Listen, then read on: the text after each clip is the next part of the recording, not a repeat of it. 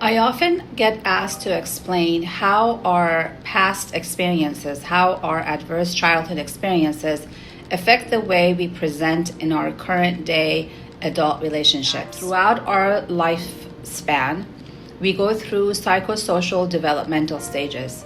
That if we live in an environment that is relationally harmonious, calm, peaceful, and relationships are fulfilling and my attachment needs are being met, I'm able to go through these psychosocial developmental stages successfully and be able to move on to the next step. Imagine like a very elaborate, grand staircase or a ladder, where for me to be able to step to the next level, I need to first be on this level and complete whatever is here in order for me to understand how to move forward and build up and go on top of that.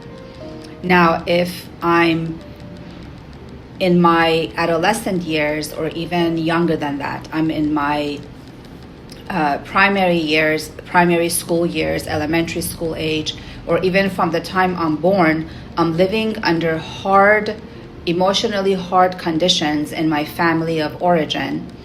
And my focus and all my efforts is just survival because I'm not being emotionally taken care of. I'm not able to concentrate and be able to go through these developmental stages in a successful fashion. So what happens is I get stuck on one of these steps or several of these steps, or maybe even the primary step. The work of inner child work in therapy is for the therapist to be able to recognize, based on what's happening today in my adult relationships, which one of these developmental stages may I have gotten stuck at because of what was going on in my childhood. No childhood is ever perfect. But we do have a concept called good enough parenting, where I'm supposed to have enough of my attachment needs met, where I'm not fighting, I'm not working just to survive. I am able to go through these developmental stages successfully. Now imagine if I'm living under adverse conditions in my childhood, and I'm getting the messages of unworthiness. I don't feel like I can trust anyone. I don't feel I can fully be myself. I'm not accepted the way that I am. These are getting ingrained in the foundation of who I'm becoming. This is also neurological. The neural pathways in our brain are getting formed and set based on how we are being treated in our relationships, specifically with our primary caregivers. The reason we oftentimes gravitate towards the same type of relationships that we had in our childhood is because those are the actual patterns, the familiar patterns in our brain, that when I see something, even though it feels unsafe, even though I can see the red flags, as they call it, but because there's a familiarity to it, there is a comfort in that. So I gravitate towards the same type of relationships.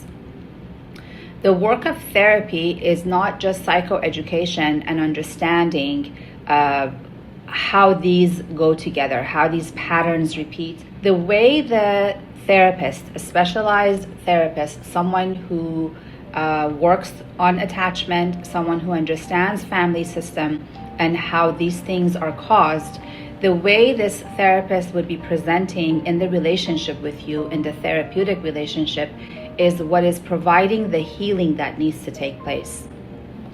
What is amazing is because of neuroplasticity, our brain's capacity to be able to reshape itself and heal itself, that work of inner child work with the therapist that understands you and is there for you and is caring for you, and the way they are presenting in the therapeutic relationship is actually helping new neural pathways be created in the brain, and that new way of presenting in the relationship, how you are now presenting in the relationship with the therapist, over and over again, causes the old neural pathways to eventually cut off, where the new neural pathways is what is igniting how you present in a relationship.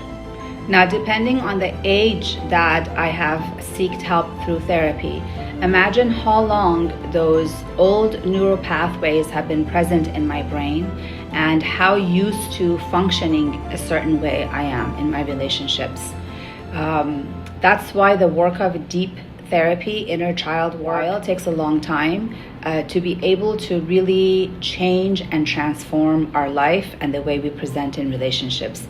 This is where you see a lot of people completely transforming their life, going from very abusive relationships into really developing themselves and being able to present differently and healing from all their adverse experiences and creating new lives for themselves.